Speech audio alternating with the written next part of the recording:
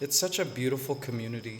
It's a great flock. I love our aviary flock. Hey guys, we will be your regular dose of positive vibes online. Please subscribe. Good morning, Mabuhay Squad. How you doing? Did you sleep well? I hope so. I know I did. But guys, look. Look at this. See these? These are Sabah bananas harvested from our tree just right there. And we had so many, over 100. See? We had to give some away, obviously, so our team was able to take some home. We've given a lot to our animals, to our goat. This here is called Sabah. It's in English, it's called sweet plantain, and it's kind of like a banana, just fatter, and tastes a little different. It's a bit thicker than like a normal Cavendish banana that most people eat. It's more pillowy. Now, I like to eat it raw. Most Filipinos like to eat it cooked, boiled, and then some people will put it in like a wrapping and eat it as a dessert, like deep fry it and eat it as a dessert called turon. But it's super duper healthy, very nutrient dense, high in fiber. It's a prebiotic, sorry.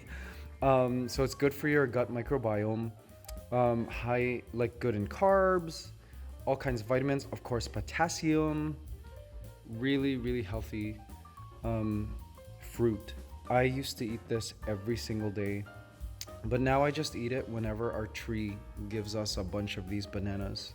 They're very good. See? Sorry, like there's a lot of like, I see mealybugs. See that white? Mealybugs. There's a lot of ants around. That probably came from the tree. But it just comes to show you it's pesticide free, guys. Seriously, this is how nature intended it.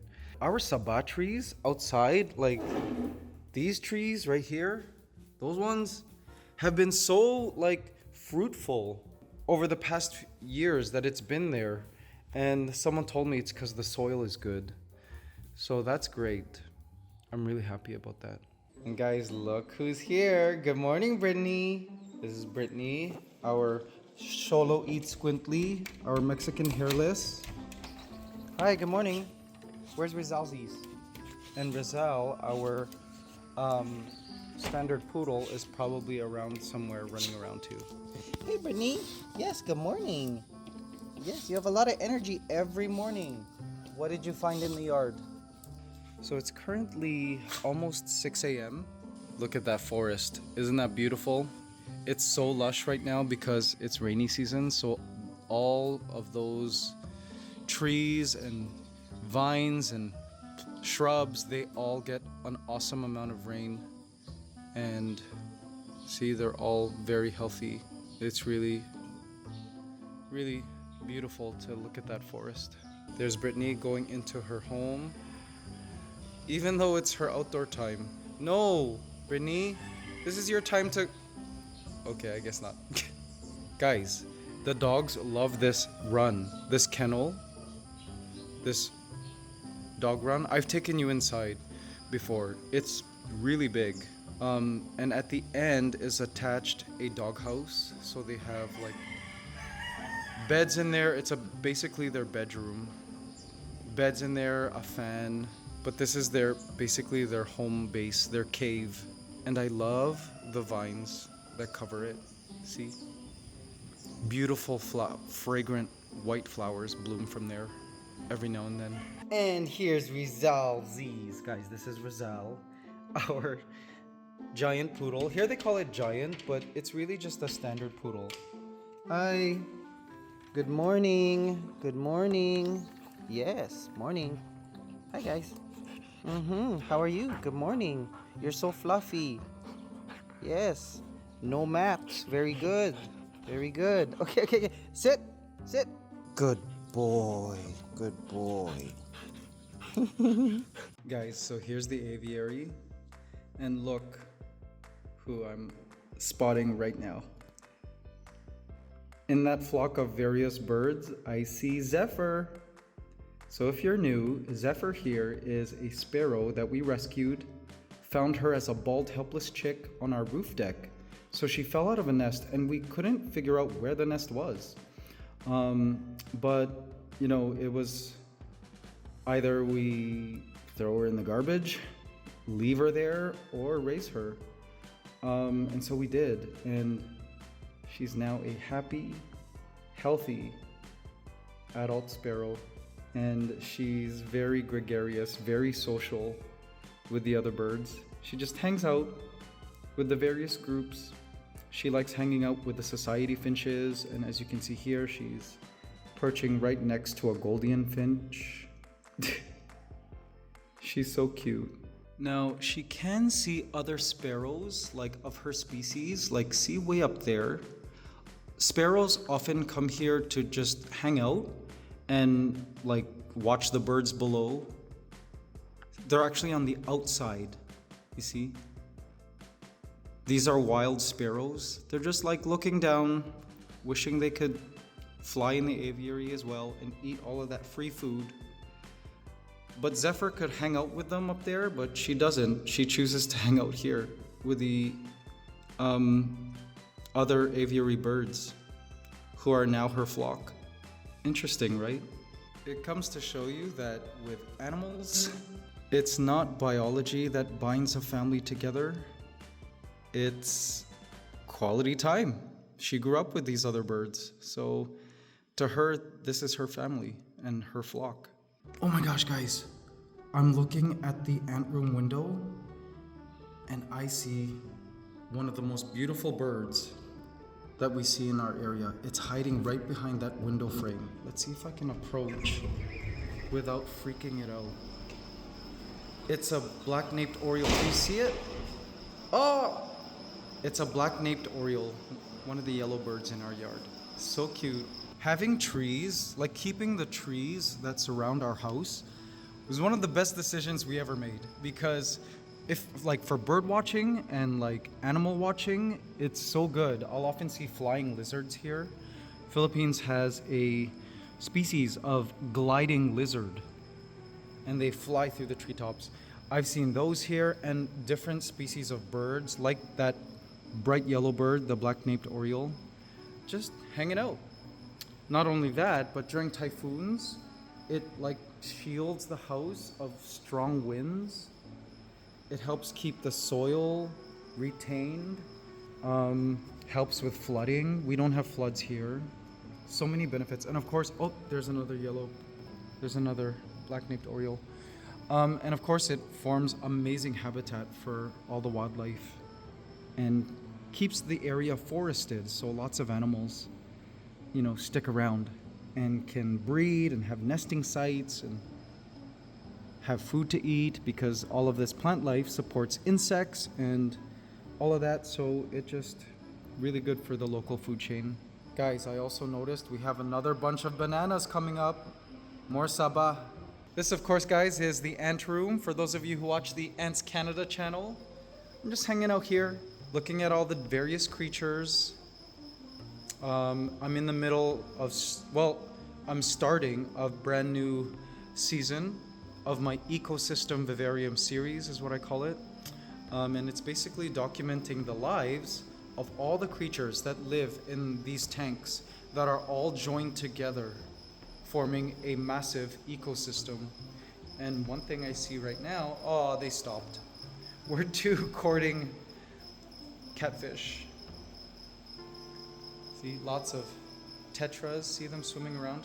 So beautiful in the morning. Look at how gorgeous the fish look. Those are cardinal tetras back there. The orange ones are ember tetras, and then these beautiful red and silverish ones are called rummy nose tetras. These algae eaters are autosynclus catfish. That fish way back there is a pufferfish, a dwarf pea pufferfish. There's a little pom-pom crab, a Chinese algae eater right there. Here they are, guys, look. I think they're courting. It's like, hey, let's date. So guys, as some of you might know, I'm raising 2 baby finches. And look, they've learned to bathe in the water bowl. See? That is what you call the bathing response, where they like fluff their feathers up. In this case, they like dunk their head in. See, and this is all by instinct. They just know to do it. These finches we've been raising over the past month. Guys, it takes so long to raise finches to adulthood. Like, a month is a long time, guys.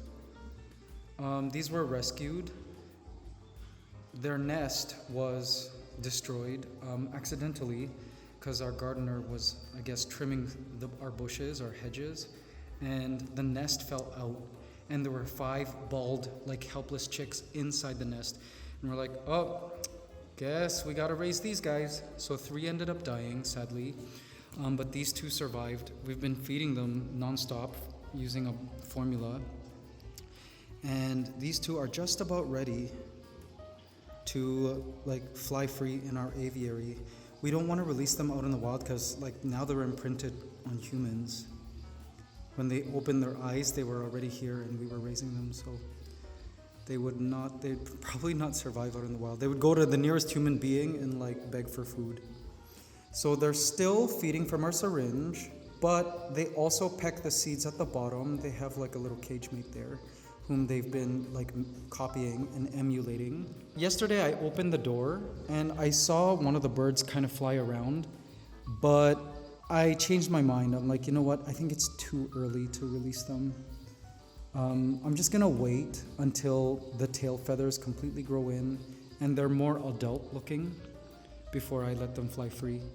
Just like Zephyr right there. Zephyr matured in 2 weeks, like literally from bald helpless chick to like released in the aviary after the 2-week mark. Guys, house sparrows, Eurasian tree sparrows mature so fast. It's crazy. But I guess finches like these, I think they're chestnut munias. It takes a lot longer for them to mature. Let's look at them. Hi guys. I just fed them, so like see the bulges on their stomachs? Those are the full crops. You guys look so funny wet. Look at you. You guys are soaked. Did you enjoy bathing? See the tail feathers? They're not completely grown in yet. I want to make sure they're fully, like their plumage is full before I like let them fly around the aviary. Although they're fully capable of flight already. Hey guys. Wait till you guys fly in the aviary. You guys can bathe in the water fountain. Yes, like the other birds. But for now, keep you in there.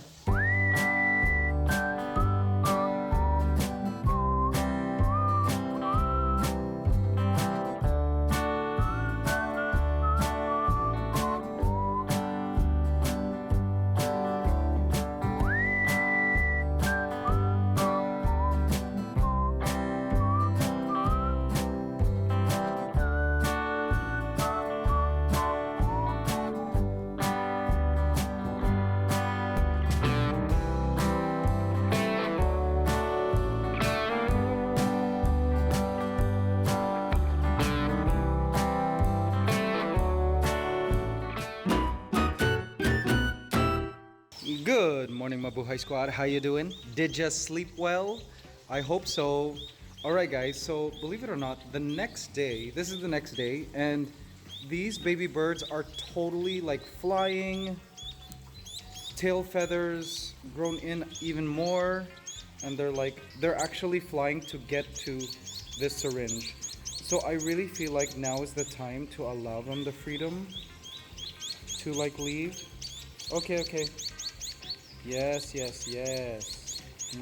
Time for you guys to explore the aviary. It's a nice sunny day. Everything's well lit. Yes. You guys have been such a pleasure to feed.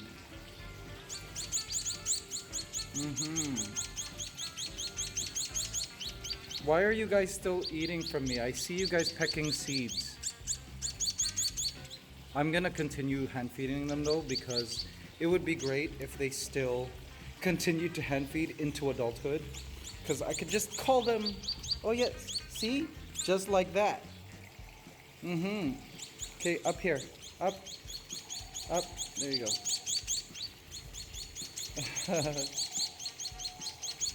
Look at how full they get. You see the bulge.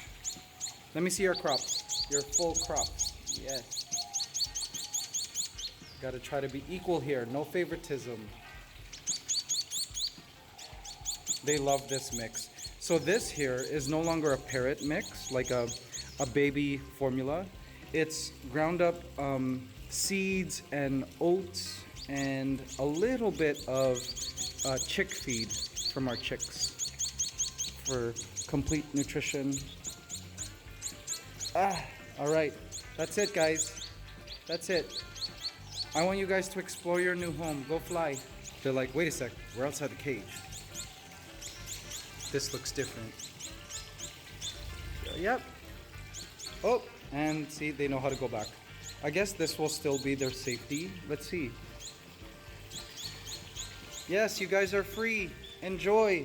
Okay, don't follow me. This one's following me. Oh, and other guests are coming in, so they get to meet the other flock members. They've just been meeting them through the bars, but now they actually get to meet them. Yes. Oh, the other one's outside, trying to figure out how to get back in. But this is all part of their practice. They need to like make mistakes and stuff. It's a misconception that birds automatically know how to fly. They really need to learn. It's just like humans. Like we have to fall and, you know, sometimes bang into things. But this is really the formative years that the birds need to learn how to fly, how to ascend fly, how to descend fly, how to maneuver, do turns, all of that.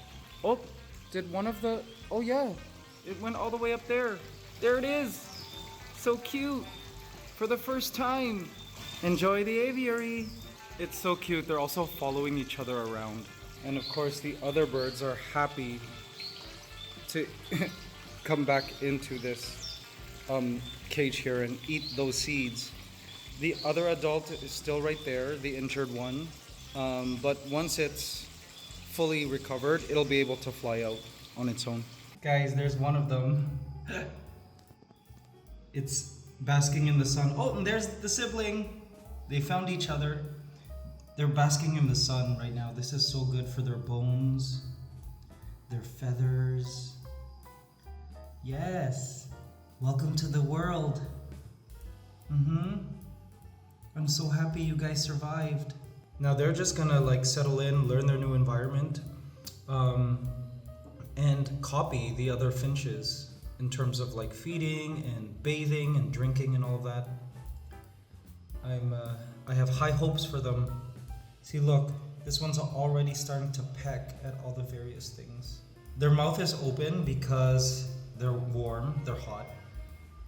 This is just all part of body temperature regulation. They'll fly away if it gets too hot. There's lots of shade in the aviary. But right now they're enjoying the sun. Is this your first time basking in full sun?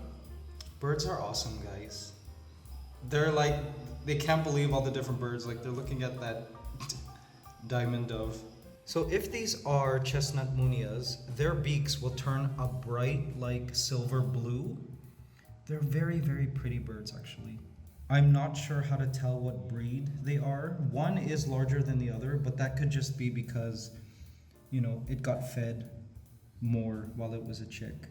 Sahara's here, checking the birds out. And as you can see, the chestnut munias are not phased. Hey, Sahara! But their instincts are still intact. Sahara, no! All right, now they're up there. They're really getting to know the aviary. I'm so happy. This is so cool. Let's see them from this side. Aww. My babies have grown up. And there's a starfinch checking them out. Oh, looks like they're flying higher and oh, bang, down there. You all right there, buddy? See, they like are separated, but they eventually join. Like this one's gonna, oh, it flew back. I think they keep, oh, there it is, all the way up there, at the top. And the other one just joined it. See, they stick together. This is awesome. I'm positive their minds are absolutely blown right now. Staring out into the world like that. Going to join the sibling way up there. So cool. As long as they stick together, they should be good. At this time, these two birds also need to build their muscular stamina to be able to fly, you know, far distances, even though it's not too far here, but it's most people keep finches in tiny cages and they never ever get to develop the wing muscles to truly fly. So at this age, like, this is perfect for them.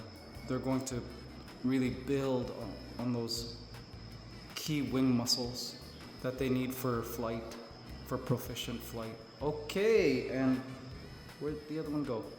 Love it.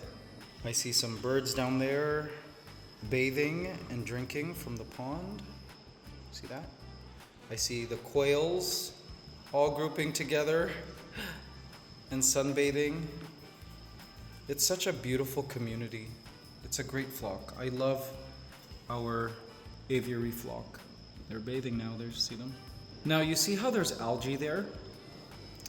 One thing I've learned is that algae, it's actually a cleaner organism. It cleans the water. And the bottom of that pond is all volcanic rock, which is very porous. So the whole thing acts like one massive filter. And just because there's algae in there, it doesn't necessarily mean that it's got like toxic levels of waste. These birds have all gained an immunity to whatever microbes are in that water. You know, obviously for human consumption, when you see algae, we automatically think, oh, too much waste. But algae is actually, it's a cleaner. And, you know, for those of us who have fish tanks, we don't like to see algae because, you know, it just doesn't look good. So we've learned to hate it. But algae in nature is super important. When plants can't you take over to clean the water, and there are a lot of plants here also, by the way, that help eat up toxic nitrates. Algae comes in. It doesn't need as much sunlight as plants do, and like doesn't even need soil. So algae is really important for water ecosystems. They just don't look good in tanks. But as you can see, the birds are all healthy. They bathe, they drink in this water. It's really great. A lot of those plants, like see that giant pothos, it's also growing in the water. So they also help eat up the toxic nitrates from the water. So this water is drinkable for the birds. There they are. They're like, whoa, isn't this crazy? They really are bonded, these two. It's so cute. Now, as you can see, we do have nest boxes around, although all of these birds are male.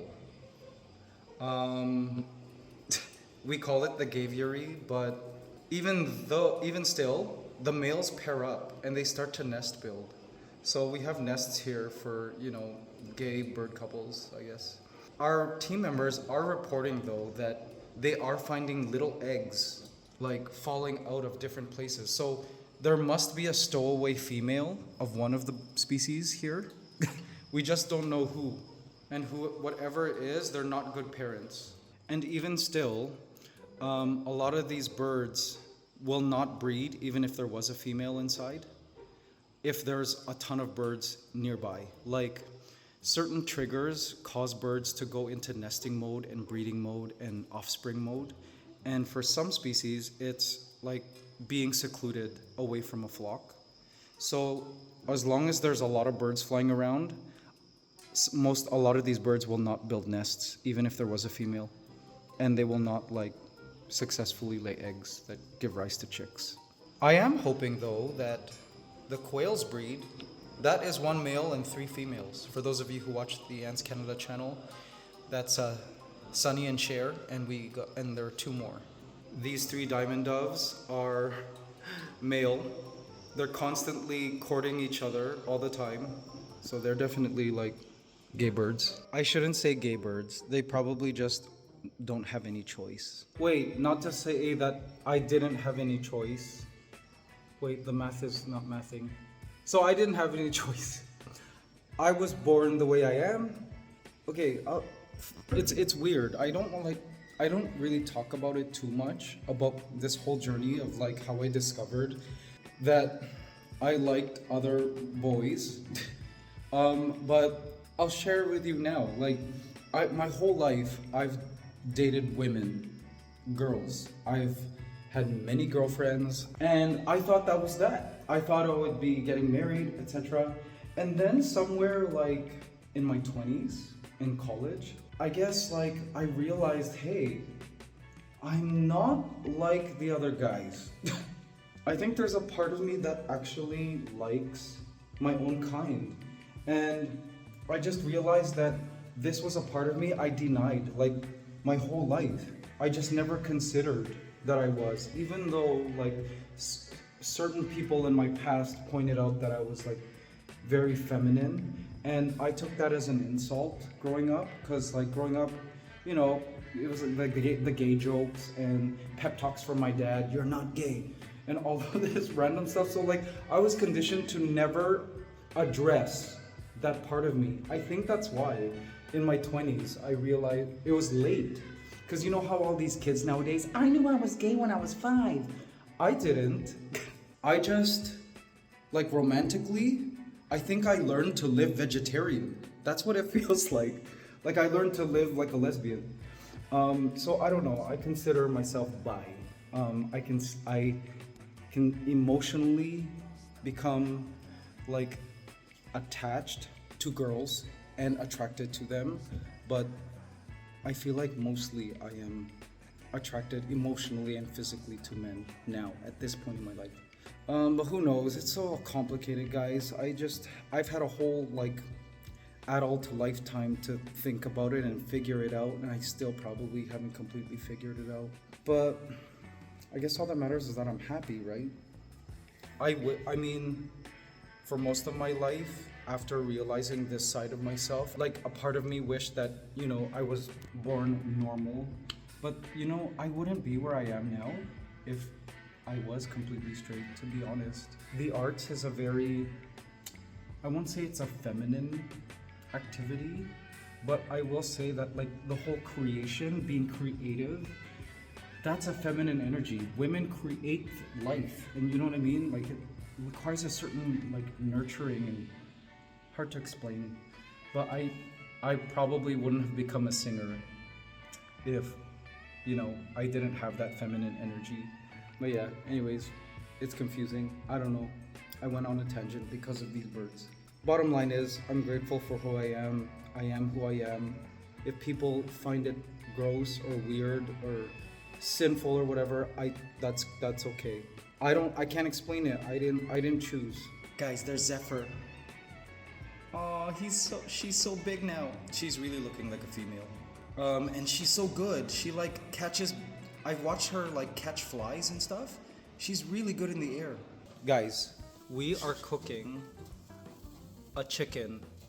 We like never use the stove. We used it once when my brother was here to cook, was it turkey? To cook something like roast or something. And for the first time we're trying to figure out how to use it. And look at that chicken, it looks awesome. We're gonna use this a lot more. Smells good. And I prefer us cooking it ourselves because as opposed to like, you know, buying it from outside. There are a lot of like local chicken delivery restaurants here in the Philippines. But I prefer to do it ourselves because we don't know what they put in the base, in the stuff that they based on the skin. Could have like all kinds of chemicals, who knows, flavorings and stuff. Yummy. It smells so good. Alright guys, so took a little bit out of the oven. It's time to taste test. Let's grab some of the skin and the meat.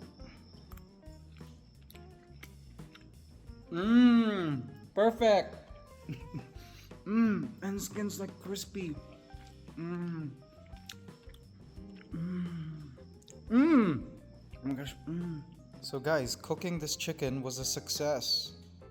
The meat is super moist, outside crispy.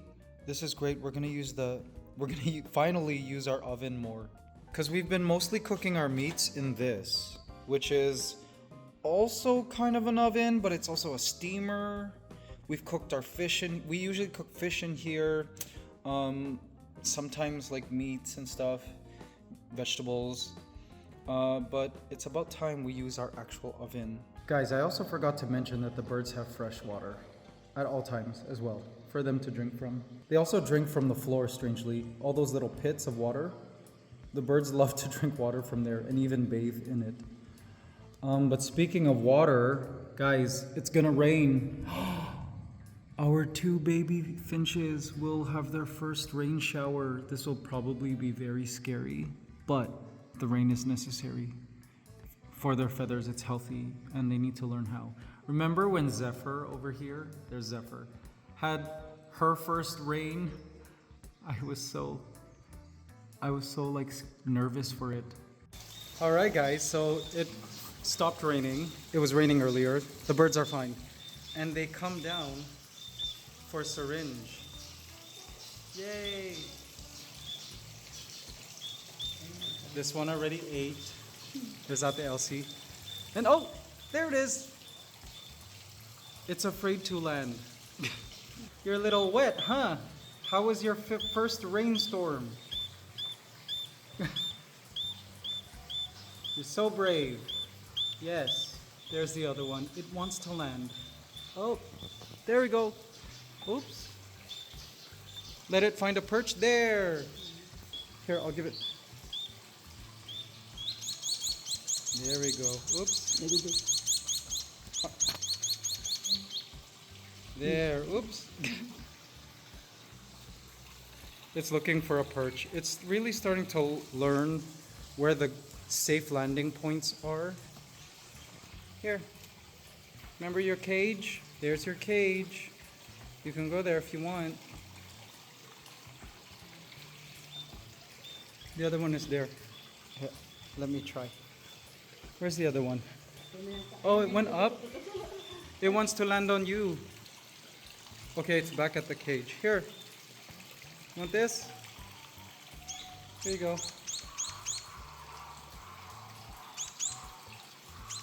Here you go. Come on. I think it's full. It's like backing away. There we go. No? Full. Okay. So apparently, LC says they were sleeping up there during the rainstorm. When she came in with the syringe, they flew down. So good. They've learned descent flight. There it is. I think it wants more. We can hear them. See, they're like making that tweet. One more. There we go.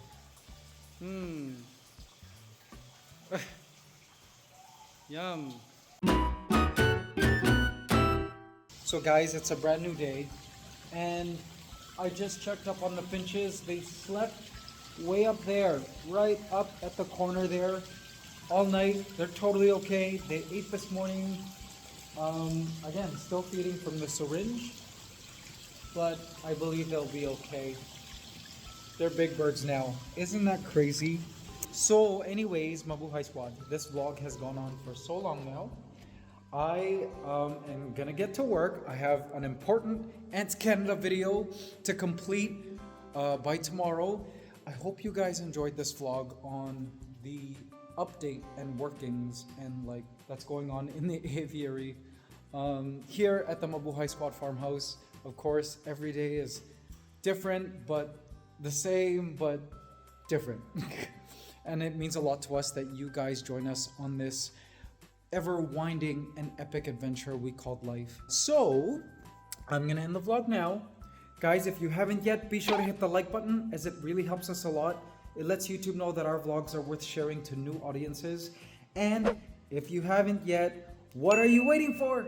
Hit that subscribe button. Come join our Mabuhay Squad, because we will be your regular dose of positive vibes online.